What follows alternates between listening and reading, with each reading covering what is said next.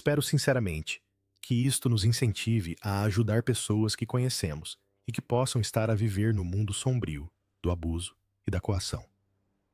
Camila foi expulsa do palácio. Desta vez, não se trata apenas de mais um escândalo. Novas provas ligam-na diretamente à morte da princesa Diana. A família real está chocada e o público está indignado. O rei Carlos teve de tomar providências. Após anos de suspeitas, a verdade veio finalmente ao de cima. Isto não é um boato. Tudo mudou, e a coroa nunca mais será a mesma. A investigação secreta, que ninguém conhecia.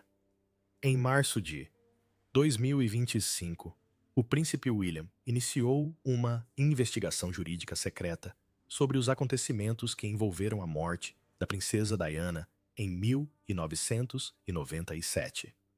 Esta investigação, Operação Orquídea, centrou-se nos 3 dias entre 28 e 31 de agosto de 1997, durante a sua última visita a Paris. Um relatório jurídico secreto de 2003, que tinha sido anteriormente ignorado, apontava para mudanças invulgares na segurança, especialmente no que diz respeito à proteção de Diana. O documento mencionava também pessoas ligadas a Clarence House, particularmente as que estavam próximas de Camila. O que antes era considerado um acidente passou a ser oficialmente visto como uma possível manobra de desinformação. Em maio de 2025, o ex-investigador francês Jean-Luc Martin afirmou que os registros da investigação do acidente tinham sido alterados em setembro de 1997, a pedido da Embaixada Britânica. Novos documentos revelaram que o horário da escolta de Diana no seu carro foi atrasado 12 horas devido a alterações de última hora. Os registros de vigilância mostraram e-mails privados do palácio com a etiqueta Legado em si, ligados a instruções da Clarence House sobre como gerir os riscos de instabilidade, uma linguagem nunca antes vista em relação ao acidente. Uma evidência ainda mais preocupante veio de um denunciante do MI6. A agência divulgou ficheiros de voz encriptados, um deles datado de 29 de agosto de 1997, às 22h15. A voz, confirmada como sendo de Camila, perguntava: "Tenha certeza de que a escolta pode esperar?" Esta comitiva atrasada, em 45 minutos, nunca chegou ao seu destino.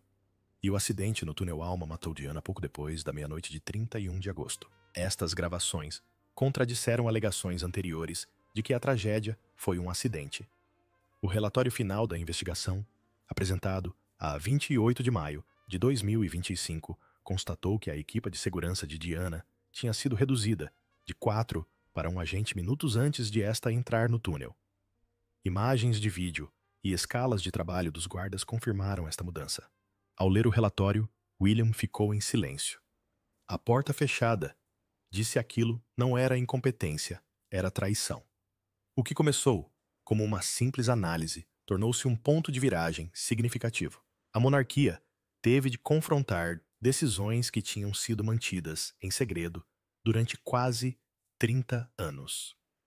Com a Operação Orquídea concluída e os arquivos secretos abertos, uma nova e alarmante descoberta, veio a público uma carta manuscrita de Diana de outubro de 1996. Outrora mantida em segredo do público, esta carta descrevia detalhadamente os seus receios de traição. As suas preocupações não podiam mais ser ignoradas. Agora tinham provas que as corroboravam. Na próxima secção, veremos como esta carta mudou a história e redefiniu a culpa dentro do palácio. A carta de Diana de 1996 foi finalmente tornada pública. Em junho de 2025, os especialistas dos Arquivos Reais de Edimburgo confirmaram a autenticidade de uma carta escrita pela princesa Diana a 12 de outubro de 1996. A carta selada, há mais de 29 anos, estava guardada num cofre privado pertencente ao seu antigo mordomo, Paul Burrell. Os testes forenses mostraram que a tinta, o papel e a caligrafia correspondiam aos utilizados por Diana no Palácio de Kensington. A carta alertava: há um plano. Camila tem mais poder do que qualquer um imagina. Estas palavras ganharam uma nova importância após as descobertas da Operação Orquídea. Uma segunda nota mais específica, e datada de 1 de junho de 1997, apenas 10 semanas antes da sua morte, foi também encontrada. Dizia: há uma mudança em curso. Se me acontecer alguma coisa durante a viagem, abra isto.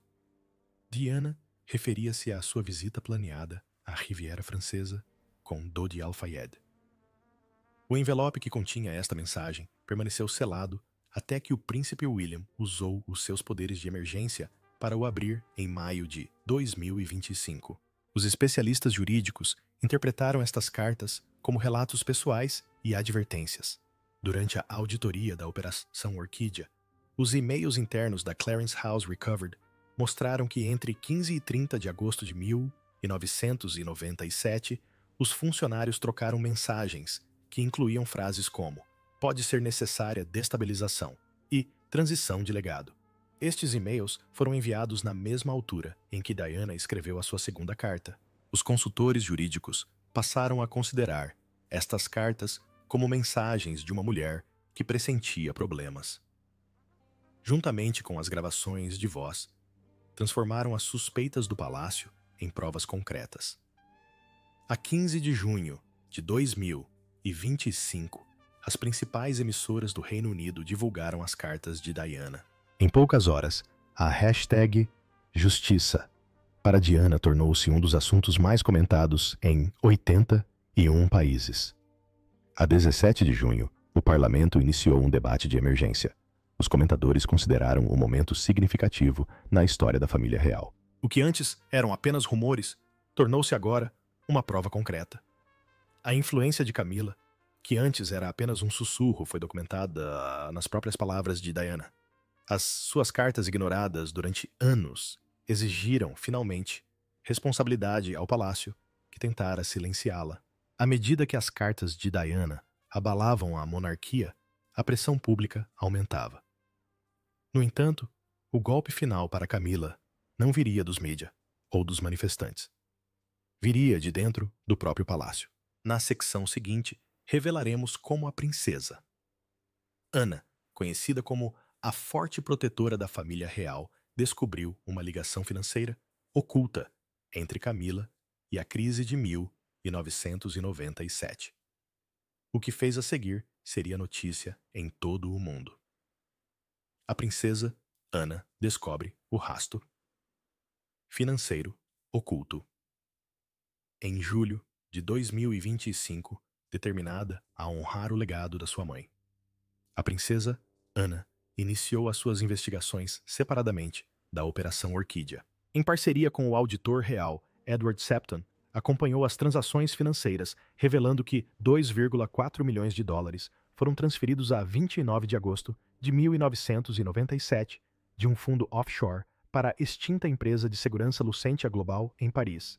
Esta empresa não tinha qualquer ligação conhecida à família real ou a operações governamentais, mas esteve envolvida na transferência de um veículo no fim de semana em que Diana morreu. Anne encontrou e-mails entre o assessor de Camilla Harrison Dent e a Lucentia, revelando planos para interromper a vigilância no Hotel Ritz Paris na noite da morte de Diana. Isto sugeria uma conspiração mais profunda ligada ao palácio. Anne apresentou as suas descobertas ao rei Carlos a 12 de julho de 2025. Após um longo silêncio, este instruiu-a para tomar medidas. Com as provas na mão, começou o ajuste de contas, sobretudo quando o príncipe William decidiu quebrar o silêncio real, chocando a monarquia e o público. William exige a prisão atrás dos portões do Palácio de Kensington, onde emitiu um mandado real para investigar Camilla Parker Bowles, a rainha consorte, por possível traição e conspiração relacionadas com bens do Estado. Após isto, Camilla foi colocada em prisão domiciliária real em Balmoral, monitorizada 24 horas por dia, 7 dias por semana, embora tenha mantido o seu título. Quando a notícia foi divulgada, a 18 de julho, provocou indignação mundial com protestos e a hashtag Justiça para Diana. A 24 de julho, o julgamento de Camilla começou em Westminster Hall, onde as acusações incluíam conspiração para defraudar e difamação da princesa Diana. Apesar de a sua defesa alegar má gestão, a opinião pública estava contra ela. O julgamento intensificou-se quando o príncipe William depôs lendo uma carta da mãe na qual esta sugeria sentir-se ameaçada. Declarou: "Não me cabe perdoar. Cabe à justiça, sim." A 28 de julho, o tribunal considerou Camila culpada. Foi destituída dos seus papéis reais e sentenciada ao exílio na ilha de Skye. O veredito foi visto como um ponto final para Diana William e o público marcando uma mudança significativa no futuro da monarquia. Na secção seguinte, exploraremos a forma como o exílio de Camila alterou a identidade da família real e a influência duradoura do legado de Diana.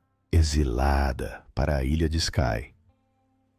A 2 de agosto de 2025, Camila foi transferida para uma propriedade privada na ilha de Skye, escolhida pelo seu isolamento. Agora desprovida de confortos modernos, esta propriedade estava rodeada de florestas e penhascos.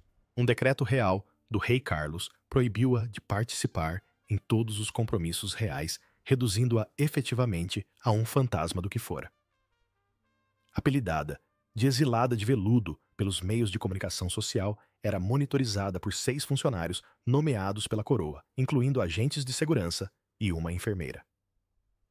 A sua comunicação era restrita com permissão apenas para chamadas semanais supervisionadas e visitas limitadas à sua irmã Annabella, mediante aprovação. As suas despesas de subsistência provinham do patrimônio da família Parker Bowles e não da subvenção soberana.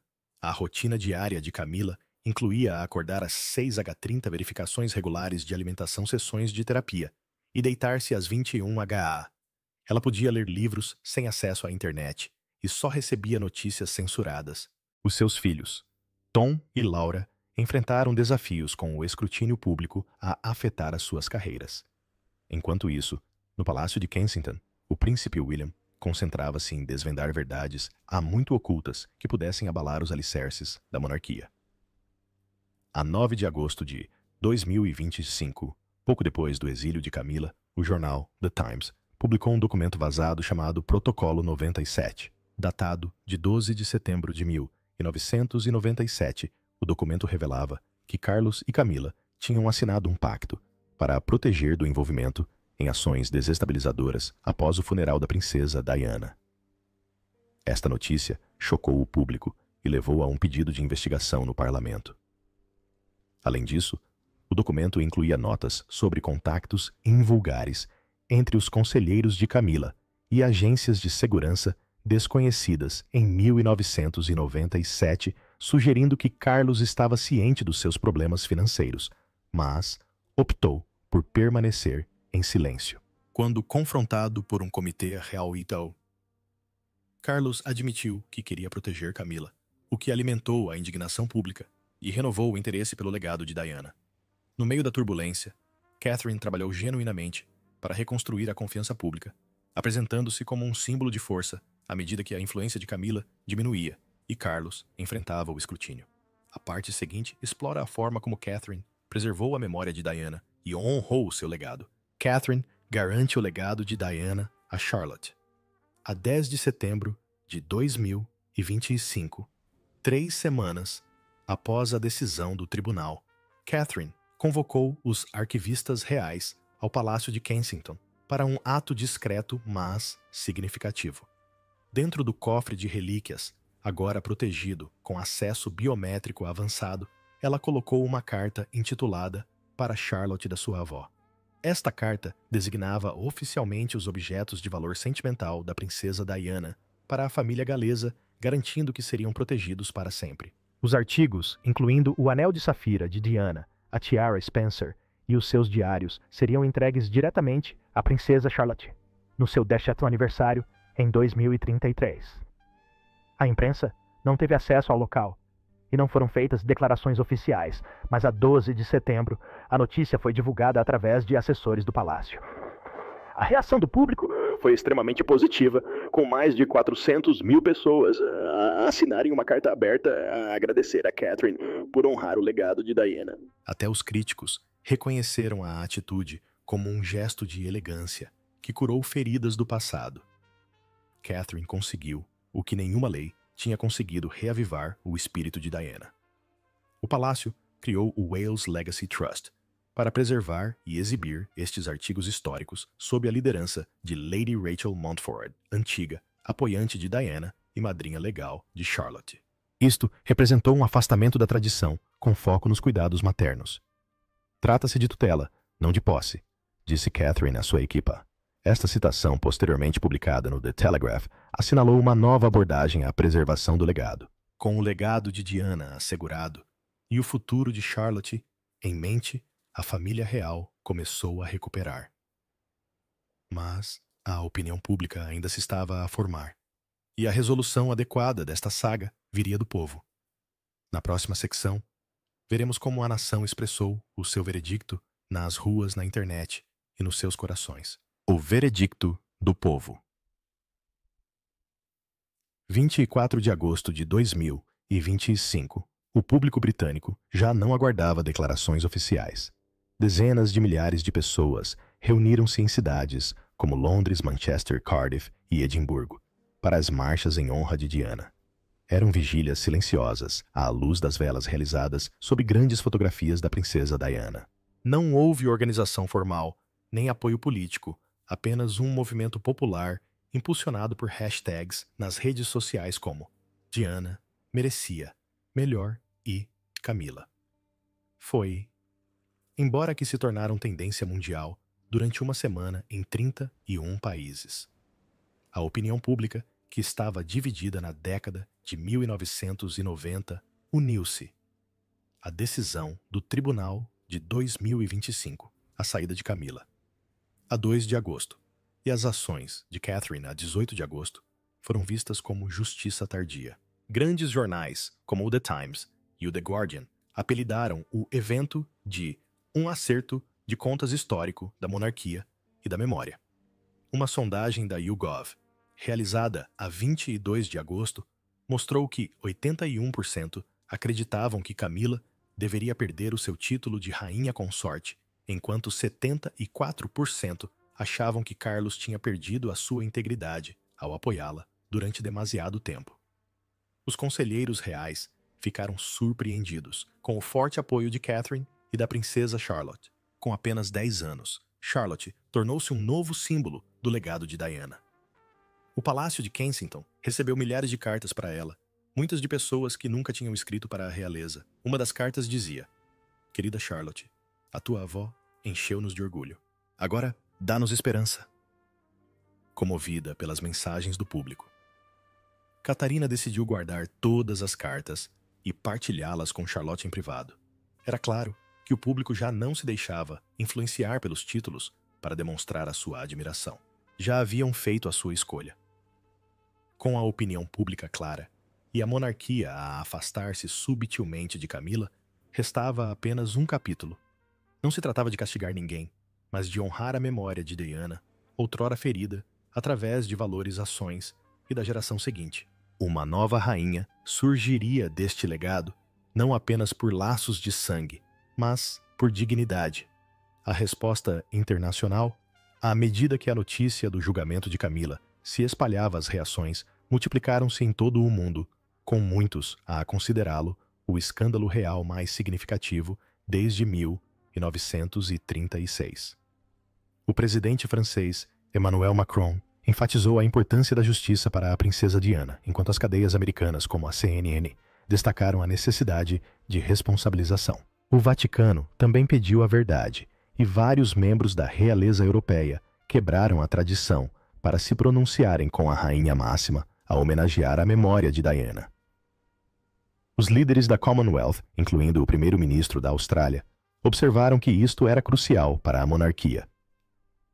A hashtag Diana Justice tornou-se um dos assuntos mais comentados nas redes sociais, com os apoiantes a destacarem o legado de compaixão de Diana. Celebridades como Elton John e Oprah Winfrey expressaram a importância da verdade e da cura. Os especialistas jurídicos consideraram o caso histórico, enquanto as casas de apostas suspenderam as apostas na família real devido à incerteza. Curiosamente, o interesse pelo turismo no Reino Unido tem crescido com mais visitantes a procurarem locais relacionados com a princesa Diana em Londres e Paris. A verdadeira coroa, a 1 de setembro de 2025, assinalando 28 anos desde a trágica morte da princesa. Diana Catherine fez uma aparição emocionante com a princesa Charlotte na propriedade de Althorp, a casa de infância de Diana. A visita foi inesperada e intimista, com ambas vestidas de azul marinho. Dirigiram-se para o Jardim Memorial, onde Charlotte depositou uma rosa branca na lápide da avó. Este belo momento, captado numa fotografia impactante, rapidamente se tornou um símbolo de memória e foi amplamente partilhado em todo o mundo. O gesto de Catherine foi mais do que uma homenagem, foi uma mensagem poderosa. A 3 de setembro, anunciou a criação do Fundo Legado Diana Charlotte, com o objetivo de preservar os valores de compaixão e defesa da saúde mental de Diana através de Charlotte. O fundo alcançou um sucesso notável, tendo angariado 12 milhões de libras em 4 dias, com contribuições de apoiantes em 52 países.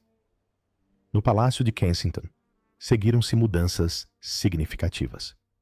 Os pertences mais preciosos de Diana foram transferidos em segurança para um cofre dedicado para futuras exposições educativas. Além disso, no dia 6 de setembro, o príncipe William assinou uma nova carta familiar, estabelecendo a autonomia da família real galesa sobre o legado de Diana, uma mudança histórica na governação da família real.